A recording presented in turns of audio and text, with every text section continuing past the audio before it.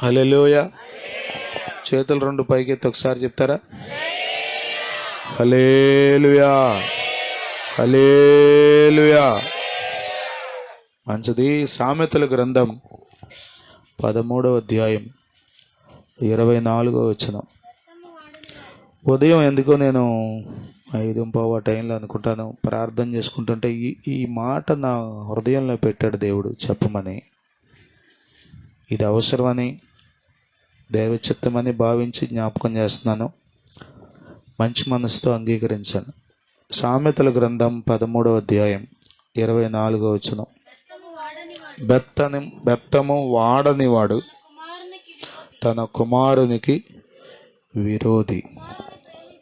కుమారుని ప్రేమించువాడు వానిని శిక్షించును. ఒకసారి తండ్రులు చేయి పైకెత్తారా? పిల్లలు ఉన్న తండ్రులు ఎత్తండి, పర్లేదు, దించండి. తల్లులు ఒకసారి చేయి పైకెత్తాను. రైట్, ఎత్తారా? దేవుడు మీకు ఇచ్చిన గొప్ప ఆస్తి మీ పిల్లలు.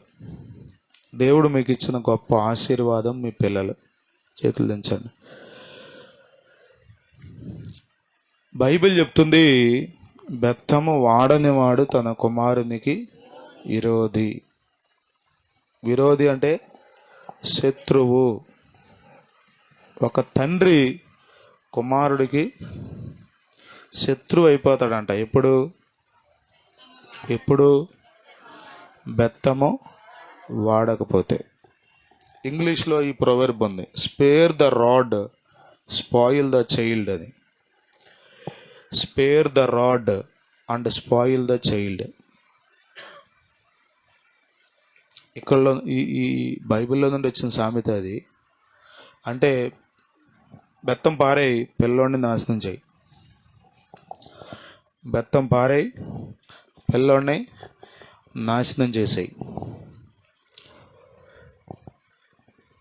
గమనించండి, దేవుని వాక్యం చాలా స్పష్టంగా మనకు బోధిస్తున్న విషయం ఇది.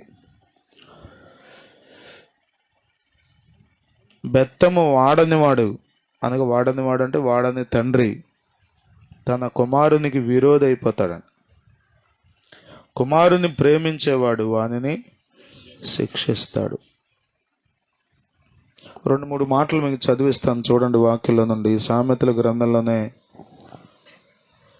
22వ అధ్యాయం 15వ వచనం చూడండి. రాసుకునే వాళ్ళు కూడా రాసుకునే ప్రయత్నం చేయండి. సామెతల గ్రంథం 22:15. బాలుని హృదయములో మూఢత్వము స్వాభావికముగా పుట్టును. చదవండి నాన్న, ఆపేశారండి. శిక్షాదండము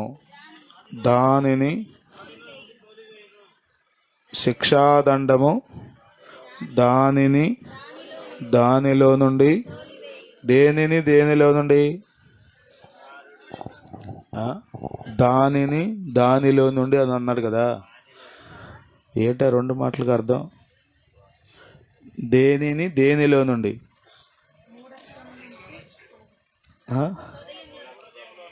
అది మూఢత్వము ఏది దేనిలో ఉందని రాశాడు పై వచనంలో. బాలుని హృదయములో మూఢత్వము.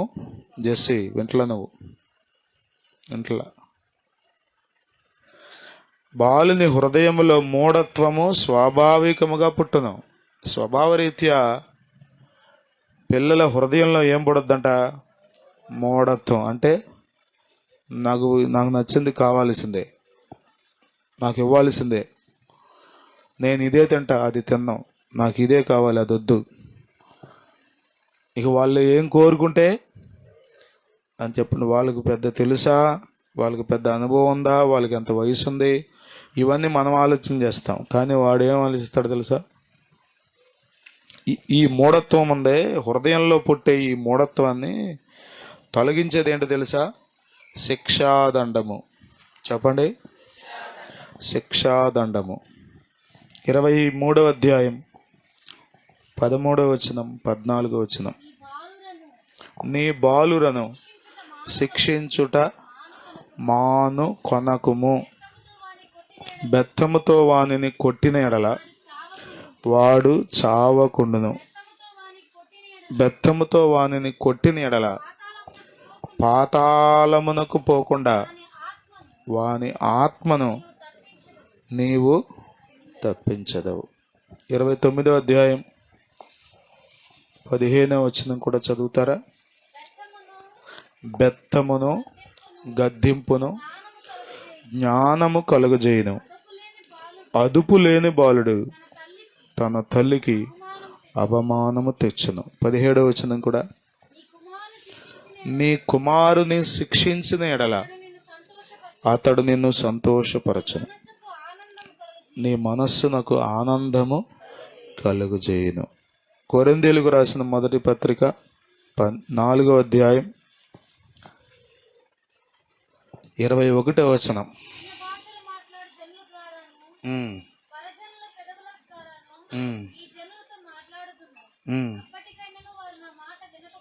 నానా మొదటి కొరింథీ పత్రిక 4:21 నేను చదువుతుంది. మీరేమి కోరుచున్నారు? బెత్తముతో నేను మీ యొద్దకు రావలెనా? ప్రేమతోనూ సాత్వికమైన మనస్సుతోనూ రావలెనా? చూడండి, నా వైపు చూడండి. ఈ వచనాలు మళ్ళీ ఇంటికి వెళ్ళాక రాసుకుని చదువుకోండి. బెత్తం గురించి ఇక్కడ మనం అనేక వచనాలు చదివాం. బెత్తం అసలు ఎందుకు?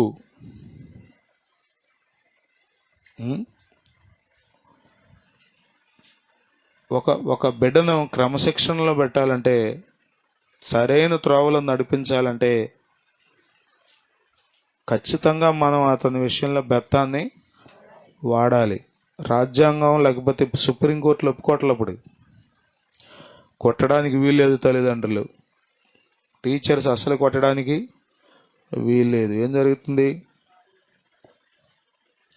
ఇంట్లో బెత్తం లేదు చెప్పండి. పొద్దున బెత్తం కూడా తీసి లాలు పెట్టా నేను చూపిద్దామని, మీకు తేవడం ఇక్కడికి మర్చిపోయా. ఇంట్లో బెత్తాలు లేవు ఇప్పుడు. అసలు ఒక బెత్తం అంటేనే తల్లిదండ్రులకి అమ్మో వద్దండి. ఇంట్లో బెత్తం లేదు, స్కూల్లో బెత్తం లేదు, ఇంక పిల్లోడు ఏమవుతాడు? అందుకని లాఠీలకు పని అవసరం ఎక్కువ అవుతుంది. బెత్తాలకు పని లేకపోతే ఇక లాఠీలకు పని ఉంటుంది.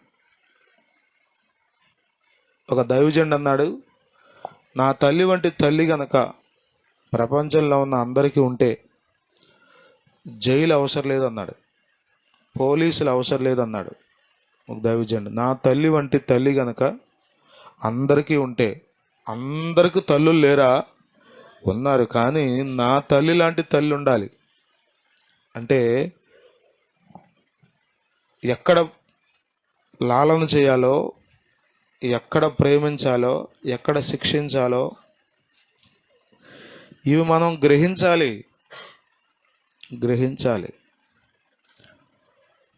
ఎందుకు ఈ దినాల్లో భయంకరమైన తరాన్ని మనం చూస్తున్నామంటే అర్థమవుతుందా? చాలా భయంకరమైన తరం.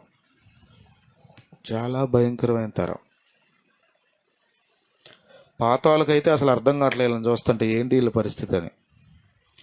మాలాంటి కొంచెం వాళ్ళకి ఏంటంటే కొంచెం అటు ఇటుగా ఉన్నాం కాబట్టి, ఒక ఐడియా ఉంది కాబట్టి సర్లే అని వెళ్తున్నాం. పాత వాళ్ళకి అసలు ఏమి మైండ్ చెడిపోయిందంటారే అటు అయిపోతుంది చూస్తుంటే పరిస్థితులు. దీనికి మూల కారణం కుటుంబాల్లో బెత్తాన్ని ఎప్పుడో పక్కన పెట్టేశారు. మీ ఇంట్లో బెత్తం ఉందా? నిజంగా చెప్పండి, ఉన్నవాళ్ళు చేయొద్దండి. మీ ఇంట్లో ఇప్పటికీ మా ఇంట్లో బెత్తం ఉందని అన్నవాళ్ళు. రాజేష్ ఒకటి చేయెత్తాడు, సహోదరు చేయెత్తారు, సుధాకర్ గారు చేయెత్తారు, 2.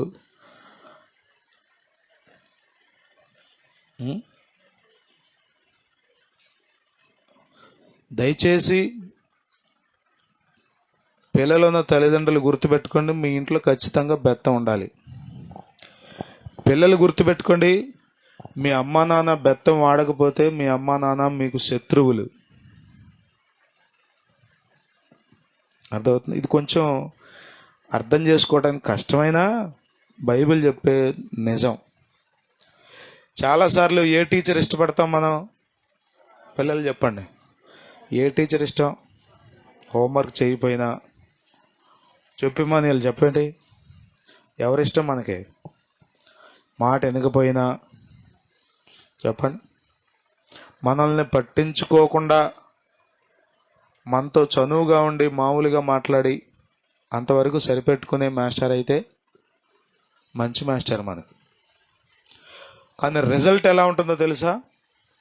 భవిష్యత్తులో ఫలితం ఎలా ఉంటుందో తెలుసా? అప్పుడు అర్థమవుతుందా? మన వాళ్ళు చెప్తారు కదా, తోటకూర తెచ్చినప్పుడే నువ్వు గనక నన్ను కొట్టుంటే, ఇది తప్పు అని చెప్పుంటే నాకు ఈరోజు ఈ ఉరి శిక్ష పడేది కాదని తల్లి విషయంలో బాధపడ్డాడంట. అర్థమవుతుంది మీకు? శిక్ష ఎన్నడూ తీయగా ఉండదు, గద్దింపు ఎన్నడూ మధురంగా ఉండదు. మధురంగా ఉంటుందా చెప్పండి. అపోస్తుడైన పౌలు కొరింథీ పత్రికలో సంఘంతో అంటున్నాడు, నేను మీ వద్దకు బెత్తముతో రావాలనా? బా, కాపరి 2 వస్తువులు కలిగి ఉంటాడు. ఒకటి దుడ్డు కర్ర, రెండవది దండము. చెప్పండి, దుడ్డు కర్ర, దండము. దుడ్డు కర్ర మేతను అందించడానికి, చెట్ల కొమ్మలు విరవడం కోసం, మేకలకు గొర్రెలకు ఆహారం పెట్టడం కోసం దుడ్డు కర్ర వాడతాడు. దండం ఎందుకు వాడతాడు? తప్పిపోయిన దాన్ని కదా. చూసారా ఎప్పుడైనా మీరు? గొర్రెలు దాని ఇష్టం వచ్చినట్టు తిరుగుతూ ఉంటాయి. చోచో హై హై అంటే కుదరదు ఒక్కోసారి. ట్రర్ ట్రర్ అన్నా కుదరదు. అది ట్రర్ర లేదు, టర్ర లేదు. ఒకటి వేస్తే కానీ మొత్తం సెట్ అయిపోద్ది. యేసు రక్తమే జయం. మా నెలల్లో దుడ్డు కర్రే ఉన్నాయి, దండాలు లేవు. ఓగు పెడుతున్నాం మేత, కానీ శిక్ష లేదు. బైబిల్ చెప్పే సత్యం ఏంటంటే, కుమారుని ప్రేమించేవాడు కుమారుణ్ణి శిక్షిస్తాడు. అసలు శిక్ష ఎప్పుడు అవసరం, బెత్తం ఎప్పుడు అవసరం? 2-3 మాటలు మీకు జాగ్రత్తగా వినండి, జ్ఞాపకం చేస్తాను. మీరు శ్రద్ధగా వినండి వాక్యాన్ని. దేవుని స్తోత్రం, హల్లెలూయా. నా అటెన్షన్ మీరు పాడు చేశారంటే నేను వాక్యాన్ని మిస్లీడ్ చేయడానికి అవకాశం ఉంటుంది. కాబట్టి వీలైనంత వరకు నా వైపే చూస్తూ వాక్యం వినండి. అర్థమవుతుందా? మీరు ఇప్పుడేం బైబిల్ చదవకండి, వినండి, అర్థమవుతుంది. తర్వాత ఇంటికి వెళ్ళాక చదవండి. బెత్తం ఎప్పుడు వాడతాం? అసలు 24 గంటలు కొడితే ఉంటాడా మనిషి? పొగడ్త అవసరం మనిషికి, ప్రశంస అవసరం, మెప్పు మనిషికి అవసరం. గుడ్ అనే మాట ఎప్పుడు మనం చెప్పాల్సా? 24 గంటలు గుడ్ అంటారా? చెప్పండి. వెరీ గుడ్ అంటారు కొద్దిమంది అన్నిటికీ. ఏది చేసినా very good, very good, very good. మా అబ్బాయి మంచోడండి, మా అమ్మాయి మంచిదండి.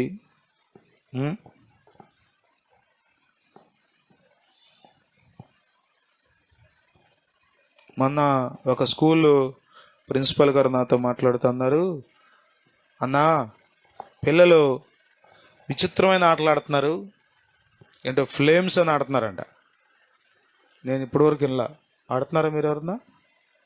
మీరంత అమాయకంగా ముఖం పెట్టమహండి, నేను కన్ఫ్యూజ్ అవుతా మిమ్మల్ని చూసి. 6వ తరగతి పిల్లలు ఆడుతున్నారంట ఫ్లేమ్స్ అని.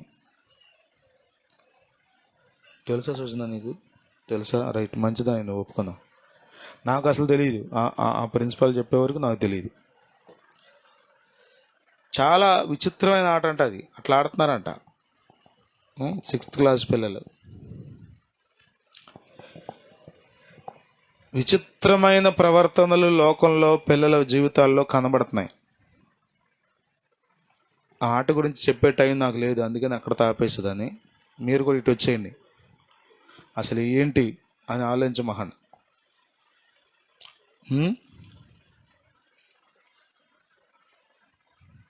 ప్రియులారా, జ్ఞాపకం చేసుకోండి, బెత్తం ఎప్పుడు వాడాలి, అసలు బెత్తం ఎందుకు, బెత్తం వాడితే ఏం జరుగుద్ది, చాలా క్లియర్గా బైబిల్ చెప్తుంది. 13వ అధ్యాయం 1వ వచనం మీరు చదివితే సామెతల గ్రంథంలో, తండ్రి శిక్షించిన కుమారుడు జ్ఞానం గలవాడవుతాడు, శిక్షించకపోతే మూర్ఖుడైపోతాడు. ఇక వాడికి ఏం తెలుసో అదే రైట్ అనుకుంటాడు, అంతే. మీరు గుర్తుపెట్టుకోండి, క్రమశిక్షణ, దిద్దుబాటు, సవరణ, ఇవి మన జీవితాల్లో, మన పిల్లల జీవితాల్లో లేకపోతే పిల్లలు ఎదిగే కొద్దీ మూర్ఖులు అయిపోతారు, పిల్లలు ఎదిగే కొద్దీ స్వార్థపరులు అయిపోతారు, పిల్లలు ఎదిగే కొద్దీ తప్ప ఇక ఎదుటి కష్టం కూడా అర్థం చేసుకోలేడు వాడు. ఇక వాడి ఆనందం వాడికే తప్ప ఇక ఎవరి సుఖదుఖాలను. 34వ అధ్యాయం, 34వ అధ్యాయం,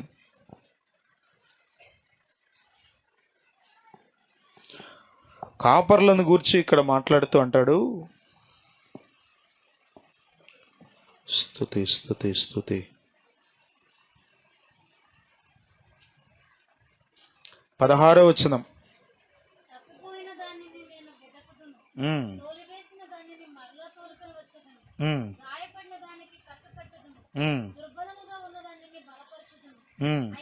అయితే క్రొవ్విన వాటికిని, బలము గల వాటికిని శిక్ష అను మేత పెట్టి లయపరచెదను.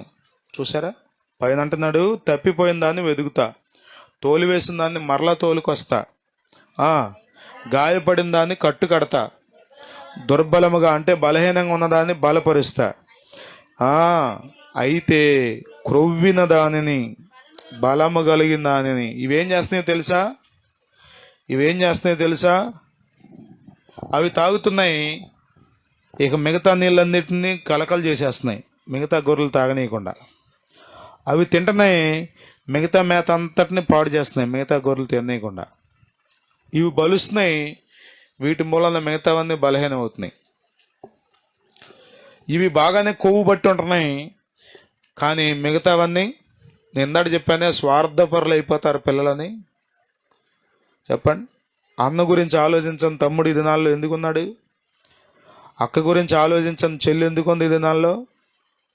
దానికి కారణం తల్లిదండ్రుల పెంపకం. నేను చూస్తున్నాను, 18 years నేను జాబ్ చేయడం మొదలుపెట్టి, గవర్నమెంట్ జాబ్. అంతకుముందు 7 years, 2000 నుంచి నేను టీచింగ్ ఫీల్డ్లోనే ఉన్నా, 25 years నుంచి. ఈ 25 yearsలో నేను చూసింది ఏంటంటే, తల్లిదండ్రుల పెంపకాన్ని బట్టి పిల్లలు ఉన్నారు. ఏ ఇంట్లో అయితే బెత్తం ఉందో ఆ పిల్లలు యోగ్యులుగా ఉన్నారు, ఏ ఇంట్లో అయితే బెత్తం లేదో ఆ పిల్లలు చాలా చాలా రాడికల్స్గా, యారోగెంట్గా ఉన్నారు. ఆడపిల్లలే కావచ్చు, మగపిల్లలే కావచ్చు, వీళ్ళు వాళ్ళనేమి లేదు. ప్రియులరా, దేవుడు అంటున్నాడు, నేను వాటికి శిక్ష అనే మేత పెడతా. ఈ మేత కూడా మన దగ్గర ఉండాలి. అర్థమవుతున్నా? లాలీపప్పులు, బిస్కెట్లు, చాక్లెట్లు. వైద్య సందర్భం వచ్చింది కాబట్టి జ్ఞాపకం చేస్తున్నా, గవర్నమెంట్ నిన్న జీవో పాస్ చేసింది. అదేంటంటే, స్కూల్స్ అన్నిటిలో షుగర్ బోర్డులు పెట్టమన్నారు. ఈ దినాల్లో పిల్లలకు ఎక్కువ షుగర్స్ వస్తున్నాయంట, పిల్లల్లో కూడా ఒబెసిటీ, ఒళ్ళు వచ్చేస్తున్నాయి. అర్థమవుతుందా? చాలా చాలా ప్రాబ్లమ్స్ వస్తున్నాయి. దానికి కారణం విపరీతంగా తినేస్తున్నారు. స్వీట్లు, చాక్లెట్లు, కేకులు, ఐస్ క్రీములు, కూల్ డ్రింకులు. పిల్లవాడు రోజుకి 20 grams మాత్రమే షుగర్ తీసుకోవాలంట, పెద్దవాళ్ళు అయితే 25 grams మాత్రమే షుగర్ తీసుకోవాలంట. ఒక చాక్లెట్ తింటే, ఏది డైరీ మిల్క్ చాక్లెట్ ఉందా, దాంట్లో 32 grams ఆఫ్ షుగర్ ఉంటుందంట. ఏమవుతుంది షుగర్ అంతా? ఒక ఐస్ క్రీమ్ తింటే దాంట్లో 31 grams ఆఫ్ షుగర్ ఉంటుందంట. తినేస్తున్నాం, పిల్లలే కదా అని మనం కూడా పెట్టేస్తున్నాం. చాలాసార్లు మనం గ్రహించకుండా మన చేతులతో విషం పెడుతున్నాం. వాళ్ళ ఆరోగ్యం మనం పాడు చేస్తున్నామో బాగు చేస్తున్నామో మనకు తెలియట్లా కదా. వాళ్ళు ఏం అడిగితే అది, ఇగో ఆడు కింద పడి దొల్లెడితే చాలు, ఇక వీడికి ప్రాణం. ఇక ఆడు దొల్లాడుతాడు, వాడి దగ్గర ఉన్న ఆయుధం అది. మన దగ్గర ఆయుధాలు లేవు, ఎప్పుడో వదిలేసాం మనం ఆయుధాలు, కాబట్టి ఇక ఆడు ఆయుధాలు తీస్తాడు. ఇక కింద పడి దొల్లాడాడంటే చాలు ఇక అంతే, ఆడు సక్సెస్ అవుతాడు ఖచ్చితంగా. చివరి అస్త్రం ఆడికి అది. గమనించండి, అన్ని మేతలు పెడుతున్నాం కానీ శిక్ష అనే మేత లేదు ఈ దినాల్లో. ప్రియులరా, మనము బెత్తము ఖచ్చితంగా వాడాలి. స్తోత్రం, హల్లెలూయా. మీరు మీ పిల్లల్ని ప్రేమిస్తున్నారంట అని గుర్తేంటి తెలుసా? మీరు వాళ్ళకి బెత్తం వాడతారు. అర్థమవుతుందా? కొట్టే మాస్టారు చెప్పండి, గద్దించే మాస్టారు, కేకలేసే మాస్టారు, ప్రతి చిన్న విషయాన్ని అర్థమవుతుంది. మా పిల్లలు పై గుండి పెట్టబోతే ఊరుకొని నేను, గోళ్ళు కట్ చేసుకోకపోతే ఊరుకోను, జడలు సరిగ్గా 2 జడలు వేసుకొస్తారు ఆడపిల్లలు, ఇట్లా పైకి మూడేసి ఆ రిబ్బన్ పైకి కట్టి అట్లా కట్టుకు రాకపోతే ఊరుకోను. అందుకే నేను వాళ్ళందరికీ శత్రువు. ఇక నేను వస్తున్నానో రాదో ఇంటి దగ్గర ఆలోచిస్తారంటే, మాస్టర్ ఏమన్నా రారా రేపు వస్తారా? పేరెంట్స్ చెప్పారు నాకు, సార్ మీరు రాలేదు, మీరు రారంట అని తెలిసిందంటే చాలండి వాళ్ళ ఇష్టం. కానీ మీరు ఆలోచన చేయండి, భవిష్యత్తులో ఖచ్చితంగా వాళ్ళు నా పేరు తలుచుకుంటారు. మీరే ఆలోచన చేయండి, చదువుకున్న పిల్లలు ఇప్పుడు కొంచెం ఒక స్థాయికి వచ్చిన వాళ్ళని మీకు ఎవరు గుర్తొస్తారు? ఏ మాస్టర్ గుర్తొస్తారు? కొట్టే మాస్టర్ గుర్తొస్తాడా? మిమ్మల్ని గాలికి వదిలేసిన మాస్టర్ గుర్తొస్తాడా? వినాలి, సంతోషం. వేడి ఖచ్చితంగా తలకే ఉంచి కూర్చున్నావురా, వినాలి, నా వైపు చూడాలి నాన్న. సిగ్గా ఏమీ ఎక్స్ప్రెషన్ లేదు ఆడి దగ్గర. నువ్వు తలకాయ ఉంచుకుని ఎన్నట్టు అనుకుంటా నేను. నువ్వు తలకాయ నా వైపు పెట్టి చూసినా వెనకపోయినా ఎంతున్నావు అనుకుంటా నేను. అది మనిషికున్న బలహీనత అది. రైట్, దేవుని స్తోత్రం. చెప్పండి, మీకు ఎవరు గుర్తొస్తారు? కొట్టే మాస్టర్ గుర్తొస్తారు. ఇదిగో ఈరోజు ఇలా ఉన్నానంటే అదిగో ఆ మాస్టర్ నన్ను ఇట్లా వెనక్కి తిప్పి రోళ్ళ కర్రొచ్చుకుని 4 పీకాడు కాబట్టి అని చెప్పుకోరు. శ్రీను గారిని అడగండి, కొమ్మరిపాలెం బ్రహ్మం మాస్టర్ గురించి చెప్తారు. మొన్నే రిటైర్ అయ్యారు. కొట్టుడంట. మీరు ఎప్పుడైనా గుర్తుపెట్టుకోండి, స్కూల్లో బెత్తం, ఇంట్లో బెత్తం, ఇవన్నీ కరెక్ట్గా ఉన్నాయి అనుకోండి, ఇక తొణకడు బెనకడు ఈ పిల్లడు సరైన మార్గంలో నడుస్తాడు. ఖచ్చితంగా జ్ఞానం కలిగిన వాడు అవుతాడు, ఖచ్చితంగా ప్రయోజకుడు అవుతాడు. దేవునికి స్తోత్రం, హల్లెలూయా. క్రమశిక్షణ లేకపోతే, దిద్దుబాటు లేకపోతే, సరిచేయటం అనేది లేకపోతే, క్రమశిక్షణలో పెట్టడం అనేది లేకపోతే ఇంకా పిల్లాడు పాడైపోతాడు. ప్రేమించడం అవసరమా? గారాబం చేయడం అవసరమా? చెప్పండి. కావలసినవన్నీ సమకూర్చడం అవసరమా? అవసరమే. You are the provider. నువ్వే పిల్లలకు అన్నీ చూడాలి. అన్నిటితో పాటు క్రమశిక్షణ కూడా నువ్వే చూడాలి. దేవుని స్తోత్రం, హల్లెలూయా. చాలా సందర్భాల్లో తల్లిదండ్రులు పిల్లల్ని గారాబం చేసి మాస్టర్ మీదకి వదిలేస్తారు. మీరు కొట్టండి మాస్టర్ అని. ఏమవుతాడు? ఏమి బాగుపడ్డా.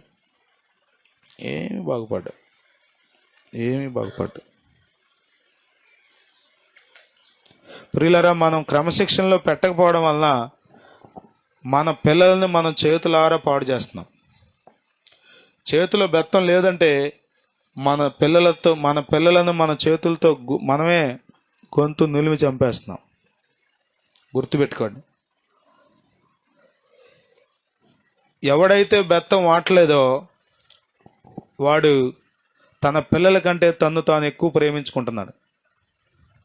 తన పిల్లల్ని ప్రేమించట్ల, వాడు తనను తాను ఎక్కువ ప్రేమించుకుంటున్నాడు. కాబట్టి బెత్తం వాటలా. కొట్టిన కాంచి ఎందుకు బీపీ పెరుగుద్ది, చెమటలు పడతాయి, ఆడి ఒళ్ళంతా వాతలు తేలద్ది. ఇదంతా ఎందుకు వచ్చింది అసలు? కొట్టకుండా ఉంటే పోలా. ఇవాళ కాకపోతే రేపు మారతాడు. ఎట్లా మారతాడు? నిజమైన ప్రేమ ఎప్పుడూ క్రమశిక్షణలో ఉంచుతుంది. ఈ దినాల్లో ఊరికే మురుసుకున్నారు, పిచ్చి పిచ్చి మాటలు మాట్లాడితే పిల్లలు. నువ్వు వాడిని చెడగొడుతున్నావు, నవ్వుతున్నావు అంటే అపవిత్రమైన మాటలు, వ్యర్థమైన మాటలు, పిచ్చి మాటలు మాట్లాడుతుంటే పిల్లలు, చెప్పండి, నువ్వు మురుసుకోవడం ఏంటి? ఏయ్ తప్పు, అలా మాట్లాడకూడదు. అసలు ఏది ఇది తప్పు అని వాడికి తెలిపే పరిస్థితి ఏది? ఒక దెబ్బ పడితే నాకు తెలిసేది తప్పు అనమాట, ఇలా చేయకూడదు అనమాట అని తెలిసేది ఏది? అసలు పిల్లలందరికీ క్రమశిక్షణ అవసరమే, గుర్తుపెట్టుకోండి. మీరు ఇంటర్మీడియట్కి వెళ్ళినా, డిగ్రీకి వెళ్ళినా, ఇంకో మాటలు చెప్పినా, నేను మీకు వాక్యం బోధిస్తున్నా, కానీ అనేక విషయాల్లో మా అమ్మ ఇప్పటికీ నన్ను చెప్తూనే ఉంటుంది, నాన్న దశంభాగం ఇస్తున్నావా, ముందే ఇస్తున్నావా, క్రమంగా ఇస్తున్నావా, ఎలా ఉంది? నువ్వు బోధించడం కాదు నాన్న, చాలా జాగ్రత్తగా ఉండాలి. నేను ఈరోజు ఇట్లా నిలబడి చెప్తున్నానంటే నిశ్చయంగా చెప్పగలను, వాళ్ళు అలా పెంచారు నన్ను. గోళీలు ఆడతా కనబడితే ఇక కొబ్బరి తాడు పట్టుకొచ్చాడు మా నాన్న. కొట్టడమే. ఈ మన ఇంటి ముందు సిమెంట్ రోడ్డు ఉంది కదా, ఆ రోడ్డు సెంటర్కి వెళ్ళే రోడ్డు, అవి ఎప్పుడు మట్టి రోడ్లు, సందు బారుని పెట్టేవాళ్ళు గోళీలు. వచ్చేసేవాడు మా నాన్న, కొట్టుడు. అసలు కొట్టుడు లేదండి. అలా ఒకవేళ మాస్టర్ కొడితే మాస్టర్ మీదకి వెళ్ళిపోతున్నారు కొడతాకి. ఆడు కొట్టడో, మాస్టర్ని కొట్టనివాడు. వీడేం ఉద్ధరిస్తాడు దేశాన్ని? చెప్పండి. కొట్టద్దు. ఎవరు కొట్టమన్నారు మిమ్మల్ని? బైబిల్ కొట్టమంది. దేవుని స్తోత్రం. హల్లెలూయా, హల్లెలూయా. పిల్లల్ని ప్రేమిస్తున్నారా మీరు? దానికి గుర్తేంటో తెలుసా? మీరు ఖచ్చితంగా పిల్లల్ని శిక్షిస్తారు. బై ద వే మీకు జ్ఞాపకం చేస్తాను, శిక్ష పిల్లోడిని చంపేసేటట్టు ఉండకూడదు. శిక్ష పిల్లోడు ఇంట్లో నుంచి పారిపోయేటట్టు ఉండకూడదు. శిక్ష పిల్లోడు నిన్ను శత్రువుగా భావించేటట్టు ఉండకూడదు. మనం ఎందుకు కొడుతున్నామో, మనం ఎందుకు దండిస్తున్నామో, ఎందుకు ఈ పనిష్మెంట్ అతనికి ఇస్తున్నామో అతనికి ఖచ్చితంగా తెలియాలి. అవర్ మోటో లేకపోతే అవర్ మోటివ్ అనేది పిల్లోడికి తెలియాలి. మీరు హానెస్టీగా కొట్టాలి, ఊరికే బాధేయకూడదు. కొద్దిమంది చెప్పండి, భర్త మీద కోపం పిల్లోడి మీద చూపిస్తారు కదా. తల్లులు ఆయన్ని కొట్టలేక, ఇంకో మాటలు చెప్పండి, అత్తగారిని కొట్టలేక అత్త మీద కోపం డాష్ మీద చూపిస్తున్నారు వెనకడికి ఒక్కవాళ్ళు. అట్టప్పుడు కొద్దిమంది ఏం పిల్లల మీద చూపిస్తారు. అందులో నిజాయితీ లేదు కాబట్టి ఖచ్చితంగా పిల్లోడు పాడైపోతాడు. నువ్వు కొట్టినా పాడైపోతాడు. అదవుతుందా? ఒరేయ్ నిన్ను కాదులేరా, నాయనమ్మ మీద కోపం వచ్చింది ఏమనుకో మాకు అన్నా కానీ ఆడు పాడైపోతాడు. చాలాసార్లు ఇంతేగా, ఎక్కడో తీసుకొచ్చి ఇక్కడ చూపిస్తారు. కొద్దిమంది జాబ్ టెన్షన్ పిల్లల మీద కొడతారు, ఆర్థిక ఒత్తిడిని తీసుకొచ్చి పిల్లల్ని కొడతారు. అది హానెస్టీ కాదు, అది నిజాయితీతో కూడిన క్రమశిక్షణ కాదు. క్రమశిక్షణ అంటే అది ఎప్పుడంటే పిల్లోడు రాంగ్ వేలో ఉన్నప్పుడు, ఒక మాట తప్పుగా మాట్లాడా, ఒక విషయంలో అబద్ధం చెప్పాడా, ఏదైనా తీసుకొచ్చి దొంగ. మీరు రోజు చెక్ చేయాలి పిల్లల బ్యాగ్ రోజు చెక్ చేయాలి. వాళ్ళు ఏమంటారు తెలుసా? కలిసిపోయిందంటారు. ఎట్లా కలిసిపోద్ది అది? వీడి బ్యాగ్ లాంటి, వీడి బాక్స్ లాంటి కలిసిపోయిందంట, వేరే వాళ్ళు వస్తువు కలిసిపోద్దా? మీరు దాన్ని చిన్నప్పుడే సరి చేయకపోతే ఖచ్చితంగా వాడు టెక్నికల్గా దొంగతనాలు చేయటం నేర్చుకుంటాడు. ఇదినాల్లో చూడండి, ఎక్కడ చూసినా టెక్నాలజీని వాడి చెప్పండి, సైబర్ నేరాలు ఎక్కువైపోయినాయి. ప్రియమైన వాళ్ళ జ్ఞాపకం చేసుకోండి, ఖచ్చితంగా మన పిల్లలను మనం క్రమశిక్షణలో పెట్టాలి. తండ్రి ప్రేమించిన కుమారుడు పిల్లోడిని ఖచ్చితంగా శిక్షిస్తాడు. దేవుని స్తోత్రం. హల్లెలూయా. మీకు అది గ్రహించాలి. చదువుతో సంబంధం లేదు. మరలా చెప్తున్నాను, మా తల్లిదండ్రులు ఏం చదువుకున్నారు చెప్పండి? ఏం చదువుకున్నారు? వాళ్ళు పెద్ద ఏం చదువుకోవాలా, కానీ బైబిల్ చదవటం వలన, దేవుని మందిరంలో ఉండటం వలన బిడ్డల్ని పెంచే విషయం వాళ్ళకి అర్థమైంది. నా చదువు గురించి వాళ్ళు ఏం పెద్ద పట్టించుకోలే, కానీ నా క్రమశిక్షణ గురించి పట్టించుకున్నారు.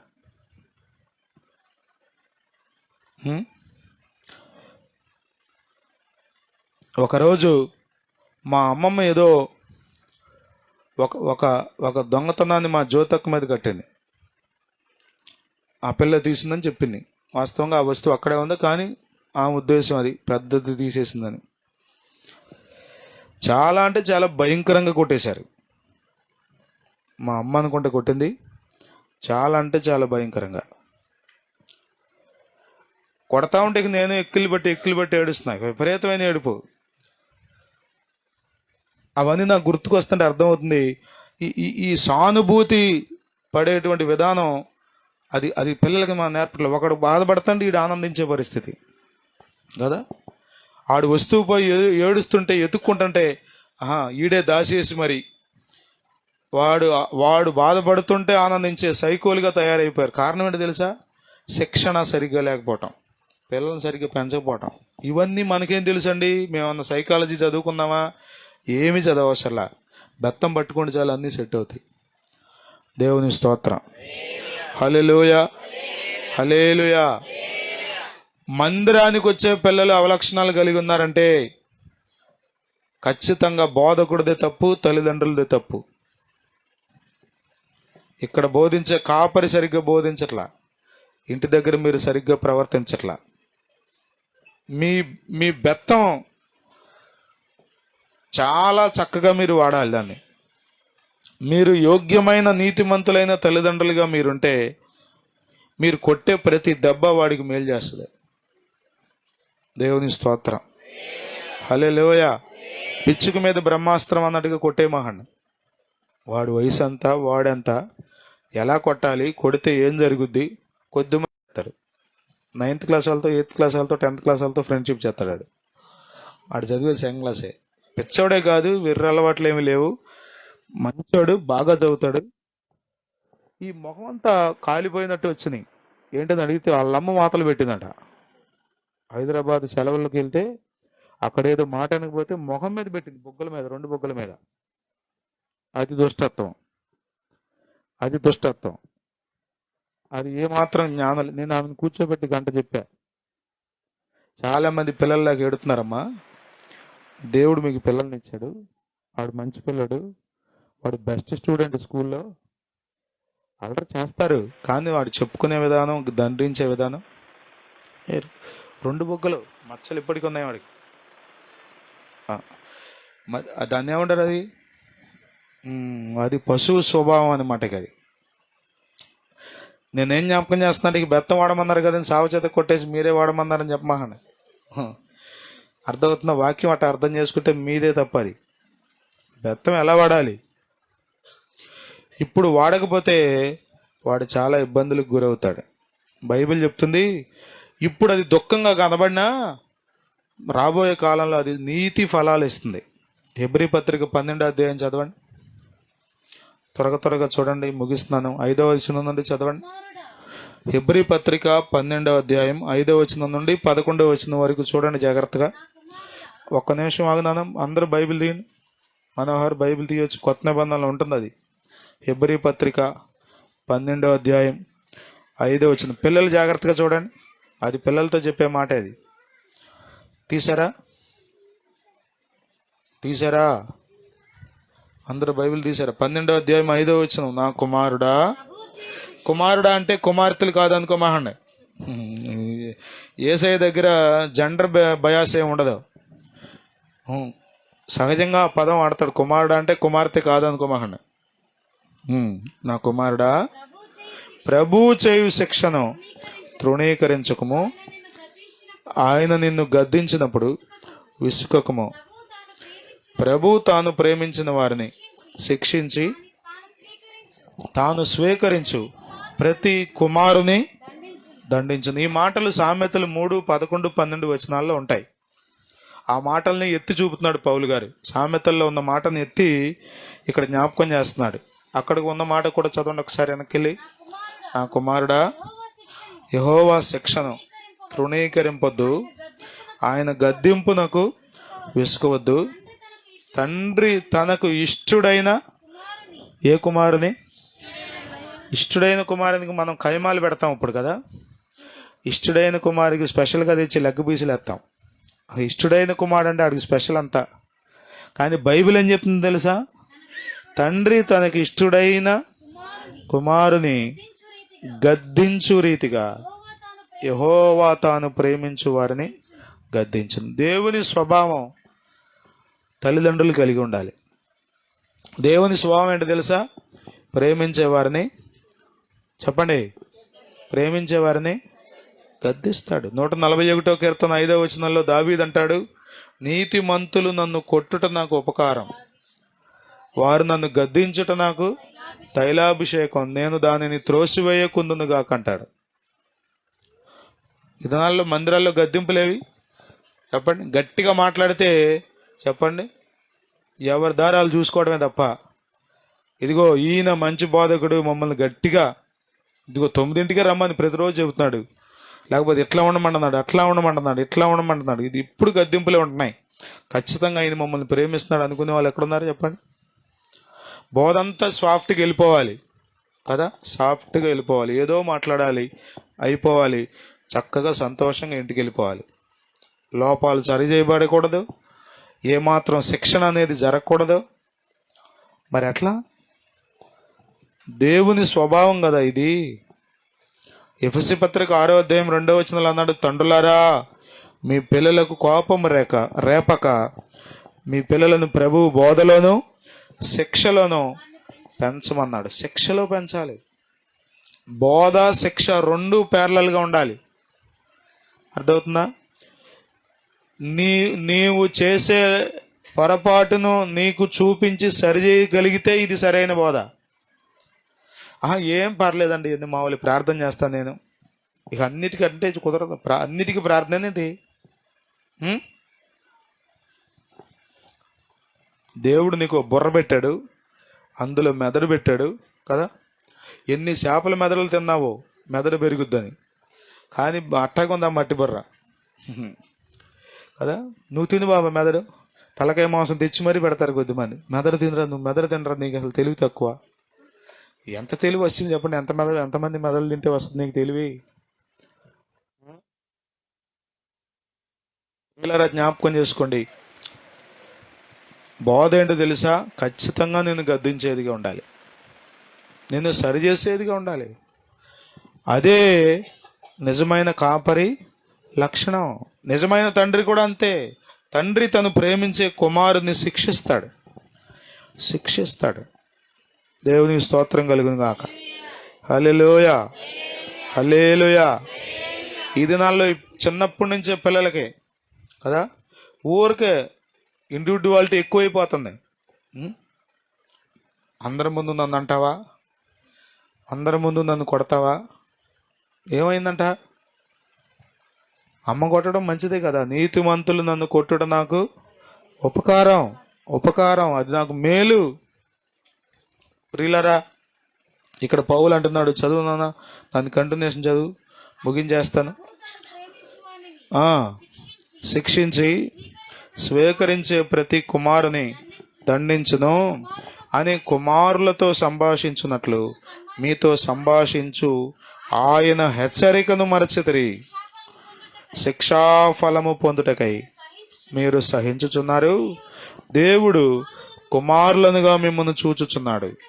తండ్రి శిక్షింపని కుమారుడు ఎవడు? పుట్టిన తర్వాత నన్ను అసలు మా అమ్మ నాన్న ఎప్పుడు కొట్టలేదన్న వాళ్ళు ఎవరు ఉన్నారా? ఒక్క దెబ్బ కూడా వేయలేదన్న వాళ్ళు. బైబిల్ చెప్తుంది, ఒకవేళ శిక్షించకపోతే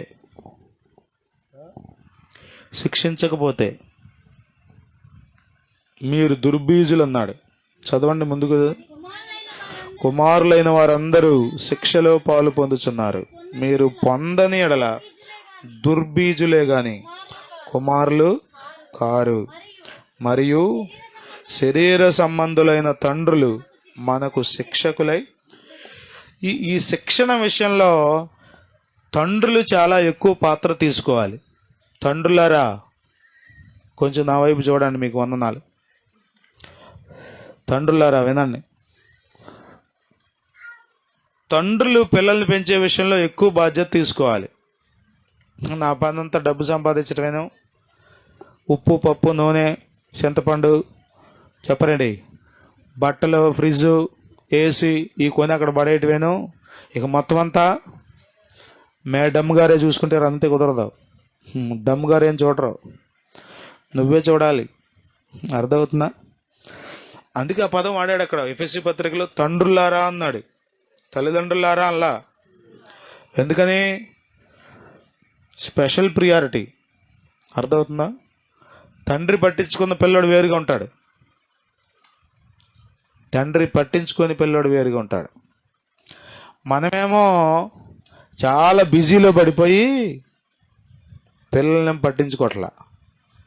వాళ్ళు ఎట్లా పెరుగుతారు, ఎలా యోగ్యులుగా మారుతారు, ఎలా శ్రేష్టమైన బిడ్డలుగా ఎదుగుతారు చెప్పండి? ఈ దినాల్లో ఎంతో దయనీయమైన పరిస్థితులు కనబడుతున్నాయి. ఎక్కడ చూసినా అరాచకాలేగా. విచారించవలసిన విషయం ఏంటంటే, ఏలీ కాలంలో తన కుమారులు ఎలా మందిరంలో పాపం చేశారో అలాంటి పరిచర్యలు, అలాంటి పాపభూయిష్టమైన పనులు మందిరాల్లో జరుగుతున్న కాలంలో ఉన్నాం మనం.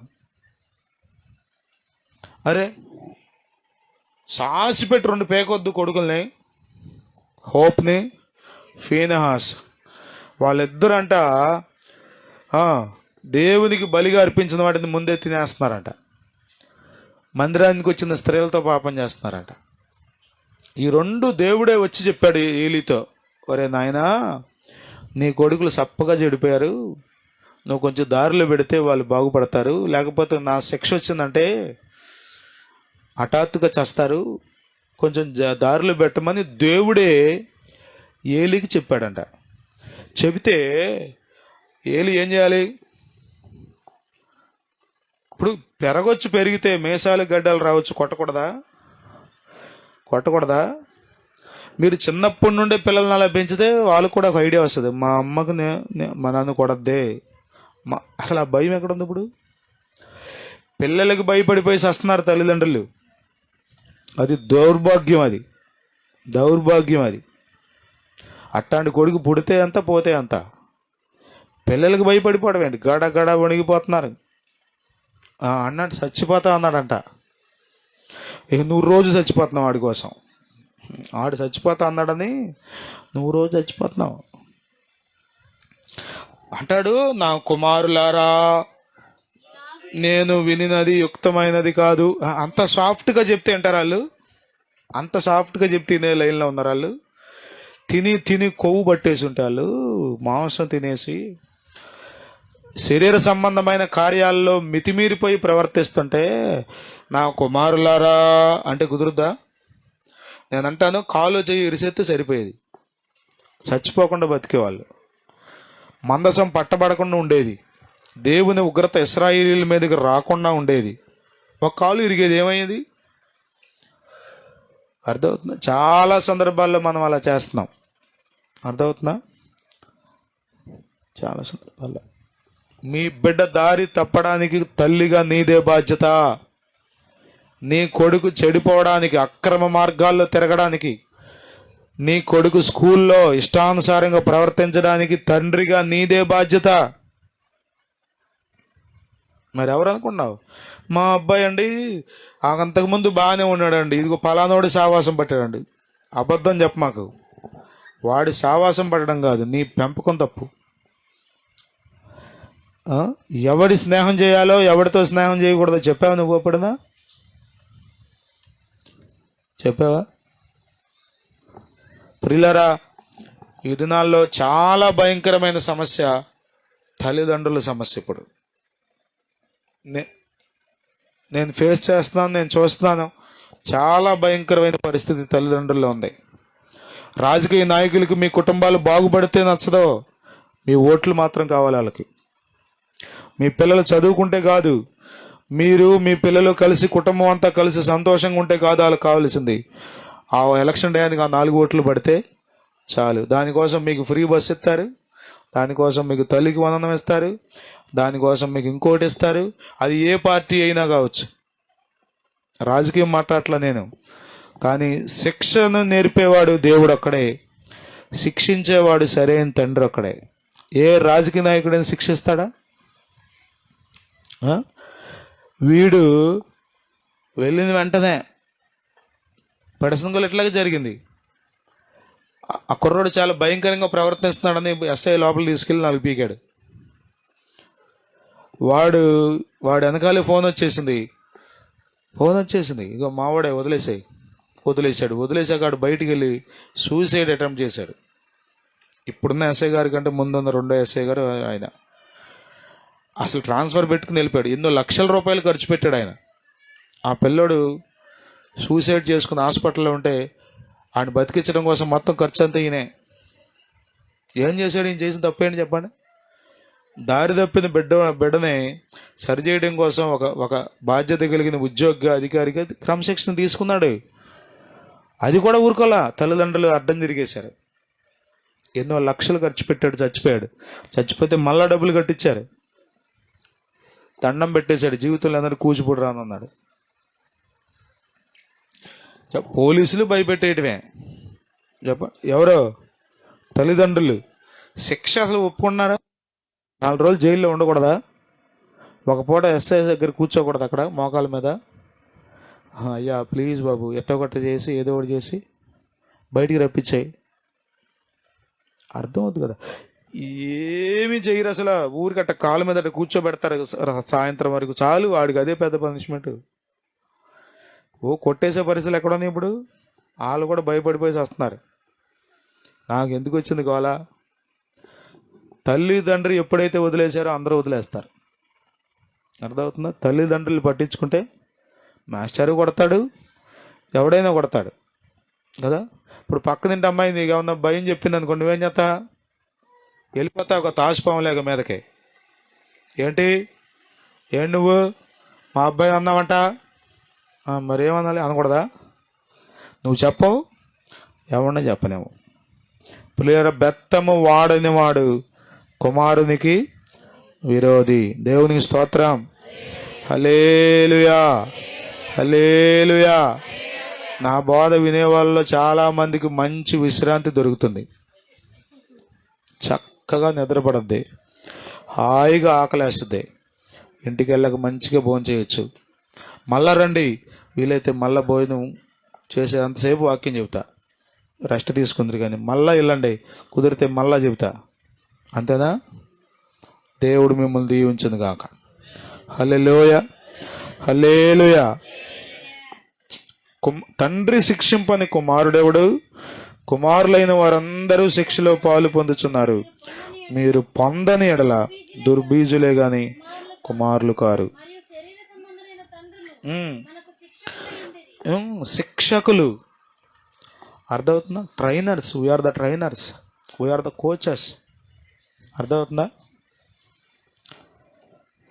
మీరు 10th క్లాస్కి వచ్చినంత మాత్రాన కంగారు పడిపోమాకండి. మిమ్మల్ని కొట్టాలి మీ తల్లిదండ్రులు. ఆ కొట్టేంత అవకాశం మీరు ఇవ్వాలి. మిమ్మల్ని చూసి వాళ్ళు బెదిరిపోకూడదు. అర్థమవుతుందా? ఇన్నాళ్ళు అంతా సీన్ రివర్స్ నడుస్తుంది. ఆడే నాకంటే ఎత్తున్నాడు, ఇట్లా చూడాల్సి వస్తుందని ఆడిని ఎక్కడ కొడతాం? కొట్టాల్సిందే, కొట్టకపోతే ఎట్ట కుదురుద్ది? ఇప్పుడు గేదె ఎంత ఉంటుందండి, ఎద్దు ఎంత ఉంటుంది, మనం ఎంత ఉంటాం? సాధువు అవుతుంది కది, తాడుచుకుని మనం ఎక్కడికి ఉన్నాడు తీసుకుపోతున్నాంగా. మరి పిల్లోడు ఎందుకు అవడా?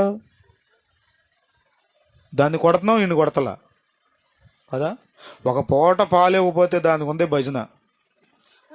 ఒక పూట ఇన్ని సంవత్సరాల నుంచి చెప్తున్నానుగా, నోరు తెరుస్తుంటే అది చెబుతూ ఇదే బాధ. ఇదిగో మొదటి ఈతలు ఇచ్చానా, 2వ ఈతలు ఇచ్చానా, సంవత్సరాలు తాగావా, ఈ ఒక్క పూటకి కొడుతున్నావా నన్ను? అందరూ నోరు తెరిచి. ఎప్పుడన్నా నీ కొడుకుని కొట్టావటాకు? నన్ను కాబట్టి కొడుతున్నావు. కానీ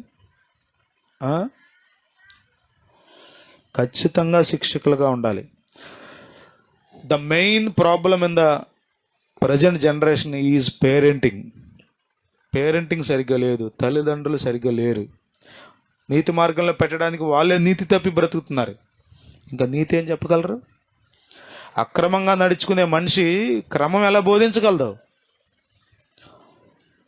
ఒక త్రోవ సరైందని చెప్పాలంటే నువ్వు ఆ త్రోవలో నడవాలి.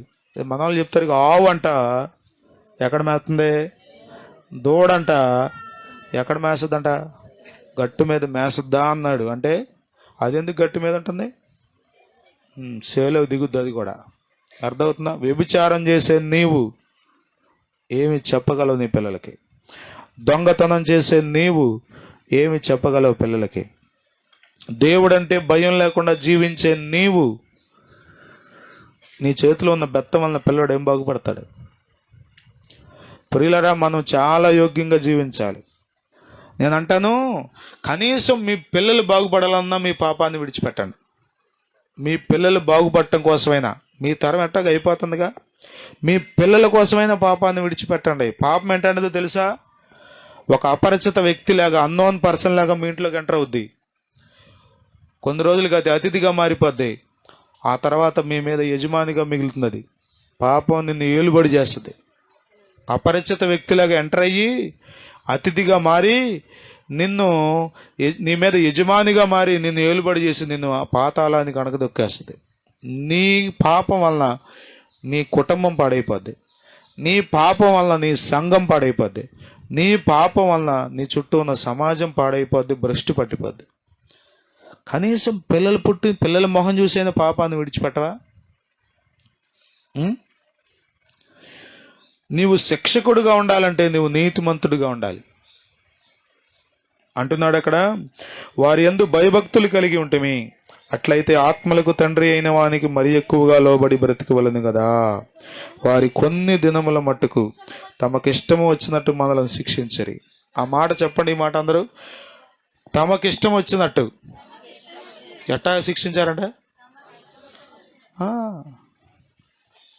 కొట్టాలి. మన ఈ మధ్య నేను కొడితే హ్యాంగర్లు ఇరిగిపోయినాయి. ఇరిగిపోతే ఫోన్ వచ్చేస్తున్నాయి ఇక పైనుంచి.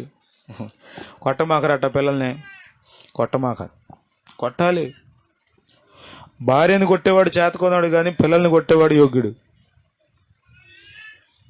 మళ్ళా చెప్తున్నా, భార్యని కొట్టేవాడు చేత కానివాడు కానీ పిల్లల్ని కొట్టేవాడు యోగ్యుడు. కానీ రివర్స్ నడుతుంది. ఆవిడ మీద చూపిస్తారు ప్రతాపం కొద్దిమంది. ఆడి దగ్గర మాత్రం మాట్లాడరు. ఆడి దగ్గర మాత్రం అమ్మో కొడుకు ఆడు పెద్ద సింహంలాగా కనబడతాడు. ఆడు భార్య మాత్రం ఎలుగులాగా కనబడతాయి. దాన్ని పుచ్చుకు తోకొచ్చుకు నవ్వు కొడతా ఉంటాడు. గట్టి చెడేసి నిన్ను కొట్టే రోజు ఒకటి ఉంది. తాట తీస్తాడు దేవుడు. భార్యని కొట్టే వాళ్ళందరూ కొంత జాగ్రత్త గుర్తుపెట్టుకోండి. దేవుని దగ్గర క్షమాపణ అడగండి. అర్థమవుతుందా? మన పాస్టర్ గారు అబ్బాయి పెళ్ళికి వెళ్ళి వాళ్ళిద్దరికి చెప్పాను నేను, పిల్లలు బాబు వాళ్ళిద్దరికే, నాన్న మీ జీవితంలో అందరూ నీ భార్యని కొట్టమాకు. ఎంత రఫ్గా బిహేవ్ చేసిందా, నిన్ను ఇసికించిందా, బాగా ఏడిపించిందా, ఇష్టానుసారంగా ప్రవర్తించిందా, అయినా కానీ కొట్టమాకు.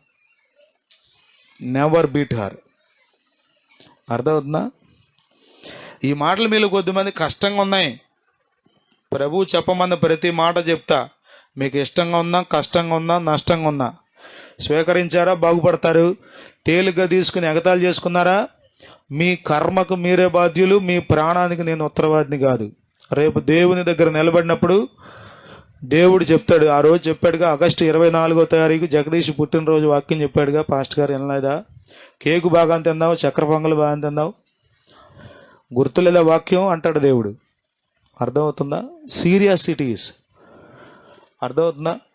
కాబట్టి ప్రియులరా అక్కడ అంటున్నాడు, అయితే ఆత్మలకు తండ్రి అయిన వానికి మరి ఎక్కువగా లోబడి బ్రతకవలను కదా. వారు కొన్ని దినముల మట్టుకు తమకిష్టము వచ్చినట్టు మనలను. ఏది తండ్రికి ఇష్టం చెప్పండి? తండ్రి కొడతంటే తల్లి అన్నడు అడ్డం పడకండి. తల్లి కొడతంటే తండ్రి అడ్డం పడకండి. కొట్టనివ్వండి, ఏమో చచ్చిపోడావు. అర్థమవుతుంది? మీరే మీ పిల్లల్ని పాడు చేసేది. అసలు ఎంతకేసుకురాకండి. మా నాన్న కొడతాడు, మా అమ్మ కొడద్దే అని ఒక ఐడియా వచ్చిందంటే ఆడు జాగ్రత్తగా ఉంటుంది. ఒళ్ళు ఏం పర్లే, మా అమ్మంది అడ్డం పడిపోద్ది, కాసేస్తుంది, దెబ్బలన్నీ ఆవిడ తింటుంది, దాన్ని మాత్రం నున్నగా పెరుగుతా అనుకున్నాడు అనుకోండి. ఆడేమవుతాడు? ఒళ్ళు తిరిగేదాకా తిరుగుతాడు. ఇంటికి వస్తాడు, వాళ్ళ అమ్మకు పడతాయి. కనీసం నన్ను బట్టి మా అమ్మని కొడుతున్నారని కూడా బాధపడ్డాడు. నన్ను బట్టి మా అమ్మకు తగులుతున్న దెబ్బలన్నీ అని కూడా ఫీల్ అవడా. యేసు రక్తమే. వాక్యం అర్థమవుతుంది అన్న వాళ్ళు స్తోత్రం చెప్పండి. అర్థమేమో కానీ హాయిగా మాత్రం ఉందయ్యా అన్న వాళ్ళు స్తోత్రం చెప్పండి. చెప్పరు మీరు. లోపల ఉంది కానీ మీకు ఫీలింగు నాకు అర్థం అవుతుంది మీ గురించి. వారు కొన్ని దినముల మట్టుకు తమకు ఇష్టం వచ్చినట్టు మనలను శిక్షించిరి, కానీ మనము తన పరిశుద్ధతలో పాలు పొందవలెనని మన మేలు కొరకే ఆయన శిక్షించుచున్నాడు. ఎందుకొరకంటే శిక్షించేది? మేలు కొరకే అని ఉంది అక్కడ, చూసారా? సామెతల గ్రంథంలోనే మీరు చదివితే ఒక మాట ఉంటుంది, శిక్షించు కానీ వాడు చావవలెనని కోరద్దు. నోటితో తిట్టద్దు. కొద్దిమందికి నోరే పెద్ద ఆయుధం. చెప్పండి, బెత్తాలు ఎప్పుడు వదిలేశారు కానీ నోరు మాత్రం వదలతలా. రెచ్చిపోయి శాపాలన్నీ పలుకుతారు. నీ దుంప తెగ అంటారంటే అర్థం ఏంటి? చెప్పరేంటమ్మా? నీ దీప మారా అంటారంటే అర్థం ఏంటి? 19:18 సామెతలు 19:18 బుద్ధి వచ్చునని నీ కుమారుని శిక్షింపుము, అయితే వాడు చావవలెనని కోరద్దు. చచ్చిపోతే ఏమొస్తుంది? వాడు బాగుపడితే ప్రయోజకుడు అవుతాడు. దేవుని స్తోత్రం. అగస్టిన్ విచ్చలవిడిగా బ్రతుకుతున్నాడంట. తల్లి ప్రార్థన చేస్తున్నాడు, ప్రభువా మార్చయ్యా, ఒక్కసారి ఆయన చూడయ్యా. చూశాడు దేవుడు, మార్చాడు, పరిశుద్ధుడైన అగస్టిన్గా మారాడు. మీరు అగస్టిన్ జీవిత చరిత్ర చదివితే అద్భుతంగా ఉంటుంది. మోనికా తన తల్లి, ఆమె గురించి ఎన్ని మాటలు చెప్తాడో. నేను నా తల్లి కన్నీటి ప్రవాహంలో దేవుని రాజ్యంలోని కొట్టుకొచ్చా అంటాడు. ప్రియులారా, కొట్టాలి, అదే సమయంలో కన్నీరు గార్చి ప్రార్థన చేయాలి, శిక్షించాలి.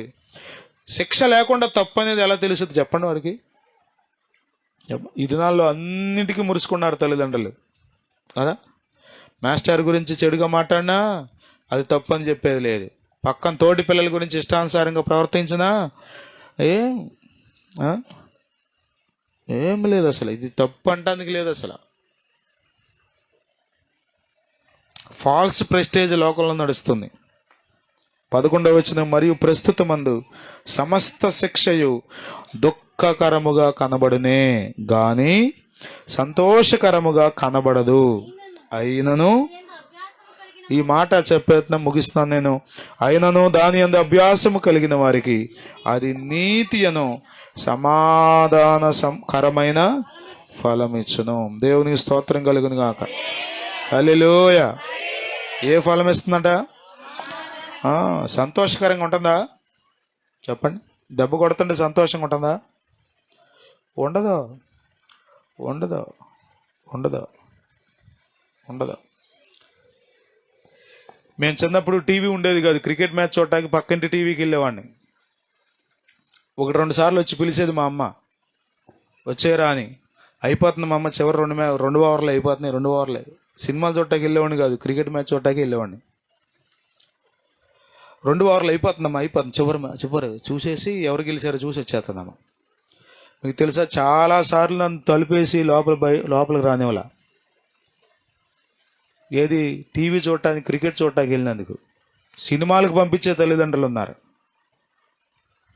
డ్రామాలు చూడటానికి పంపించే తల్లిదండ్రులు ఉన్నారు. క్రైస్తవులు అయ్యుండి కూడా, దేవుని మందిరానికి వస్తూ ఉండి కూడా మీ పిల్లల్ని ఎక్కడ పంపిస్తున్నారు? సాతాను నోట్లో పెడుతున్నారు వాళ్ళని. ఎక్కడికి వెళ్తున్నారో తెలుస్తుందా? స్టడీ పేరుతో ఎక్కడికి వెళ్తున్నారు? ట్యూషన్ పేరుతో ఎక్కడ ఉంటున్నారు?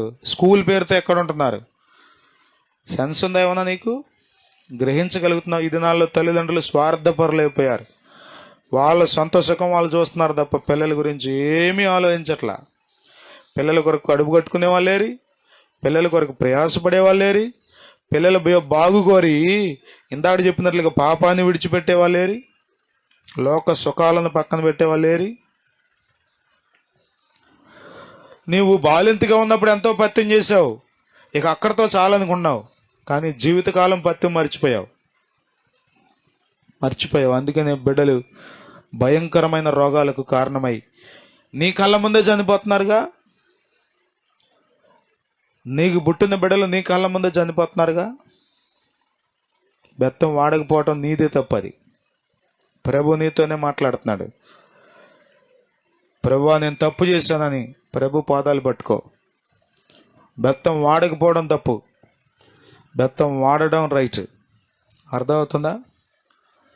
నీకు నోరు నొప్పి ఎక్కాలి ఇప్పుడు. కొద్దిమంది నోరు నొప్పి కూడా ఉండాలని జాగ్రత్త పడుతున్నారు. మా నోరు అరిసి అరిసి పిల్లలతో పాడైపోతుందండి. ఒకరోజు నీకు గుండె నొప్పి వస్తుంది. ఇప్పుడు నోరు నొప్పి రాకపోతే ఒకరోజు గుండె నొప్పి వస్తుంది.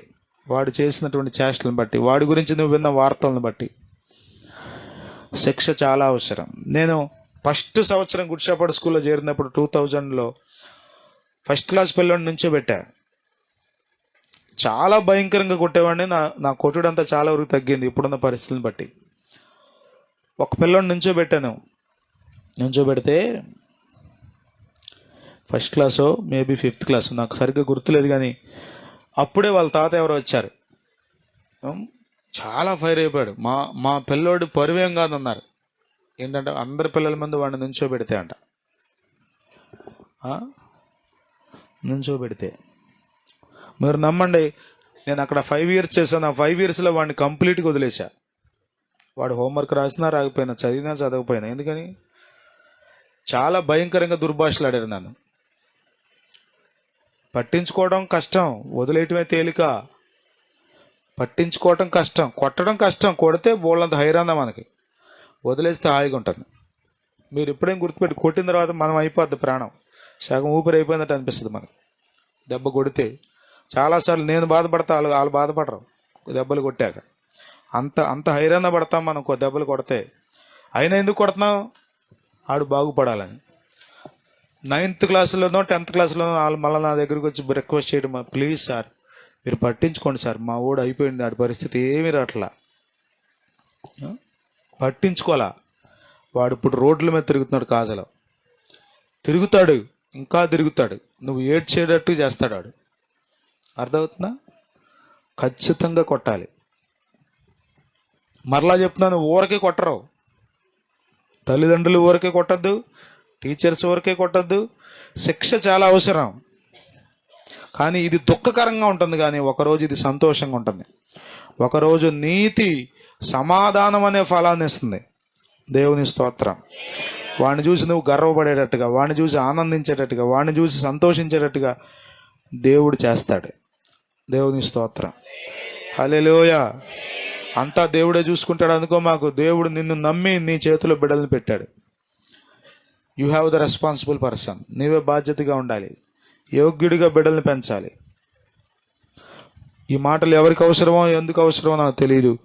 ప్రభు చెప్పమన్నాడు, బెత్తము వాడని వాడు తన కుమారునికి విరోధి. తండ్రి తాను ప్రేమించిన వానిని శిక్షించును. మీరు నిజంగా ప్రేమిస్తుంటే పిల్లల్ని శిక్షించండి. అర్థమవుతుందా? ఖచ్చితంగా వారి విషయంలో పట్టించుకోండి. నేను మరలా చెప్తున్నాను, మీరు పిల్లల విషయంలో పట్టించుకోకుండా బెత్తం ఆడకుండా ఉంటే ఖచ్చితంగా మీ పిల్లలు అక్కరకు రారు. మీ పిల్లలు పెద్ద అయిన తర్వాత మీ మాట వినరు. చాలా కుటుంబాల్లో చూడండి, పెళ్ళైనా కానీ, పిల్లలు పుట్టినా కానీ, వాళ్ళకు పిల్లలు పుట్టినా కానీ ఇంకా తల్లుడి తండ్రి ఉంటే వాళ్ళ మాటకి వినేవాళ్ళు ఉంటారు. అది యోగ్యమైన జీవితం.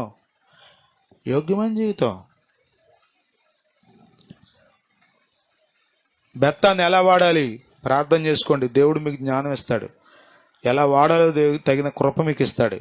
మీరు వాడే ప్రతి బెత్తపు దెబ్బను బట్టి మీ బిడ్డలు యోగ్యులుగా పెరుగుతారు, ప్రయోజకులు అవుతారు, దేశానికి దీవెనకరంగా దేవునికి మహిమ తెచ్చేవారిగా అవుతారు. అది దేవుని చిత్తం. ఆమేన్. చాలా సింపుల్గా మాట్లాడాడు ఏలీ, కానీ చాలా భయంకరమైన ఉగ్రత ఆ కుమారులిద్దరికి వచ్చింది, ఇశ్రాయేలు ప్రజల మీదకి వచ్చింది. మందసం పట్టబడింది, 1000 మంది ప్రజలు చనిపోయారు కేవలం అవిధేయులైన 2 కుమారుల వల్ల. సేవకుల పిల్లలు ఉన్నారే, వాళ్ళ విషయంలో బహు జాగ్రత్త. అనేక మార్లు నేను ప్రార్థన చేసుకుంటూ ఉంటా. నేను మా పిల్లలతో చెప్తే, రే నువ్వు వెళ్ళిన చోటల్లా కూటం అంటే నేను లోపలికి పిలిచి భోజనం పెడుతున్నారు, మిగతా వాళ్ళకి పెట్టట్లా, ఎందుకు పెడుతున్నారు నీకు? వాళ్ళతో చెప్తా నేను ఈ మాట. అందరికీ పలహారం పెట్టి పంపించేస్తున్నారు, నీకు నాకు భోజనం పెడుతున్నారు, ఎందుకు పెడుతున్నారు? ఒక పాస్టర్ గారు అని, ఒక పాస్టర్ గారు పిల్లోడు అని నువ్వు ఎలా ప్రవర్తిస్తావో జ్ఞాపకం పెట్టుకో. నేనైతే ప్రతి విషయాన్ని సీరియస్గానే తీసుకుంటా. ప్రతి మెతుకు ప్రతి రూపాయి కానుక నా చేతులకు వచ్చేది. దేవునికి లెక్క అప్పు చెప్పాలి. నేను లెక్క అప్పు చెప్పాలి. మనం ఎంత జ్ఞానంగా జీవిస్తేనో, మనం ఎంత యోగ్యంగా ప్రవర్తిస్తేనో మన ముగింపు అంత యోగ్యంగా ఉంటుంది. కాబట్టి ప్రియులారా, బెత్తము మర్చిపోకండి. ఖచ్చితంగా మీ ఇంట్లో బెత్తం ఉండాలి. దాన్ని ఎలా వాడాలో మీకు అర్థం అవ్వాలి. ఇక అంతే తప్ప ఇక ఇష్టానుసారంగా బెత్తం వాడకండి. యోగ్యంగా ప్రవర్తించండి. మీ బిడ్డలు ఎప్పటికీ నష్టపోతున్నారా? దానికి కారణం మీరే. దేవుని పాదాలు పట్టుకోండి, సిలువను ఆశ్రయించండి. ప్రభువా, నన్ను క్షమించయ్యా, నా బిడ్డను సరిచేయి అని అడగండి. ఎప్పటికే నష్టపోతున్నావా? దానికి కారణం నీదే అని ఒక తల్లిగా తండ్రిగా దేవుడు నీకు జ్ఞాపకం చేశాడు. సరి చేసుకో. నువ్వు సరైతే, నువ్వు దేవునికి లోబడితే, తండ్రి చిత్తానికి తల వంచితే బిడ్డలను దేవుడు దారిలో పెడతాడు. ప్రార్థన చేసుకుందాం. Let us all stand. అందరం లేచి నిలబడి ఒక చిన్న మాట ప్రార్థన చేస్తారా? ముగించబోతున్నాం.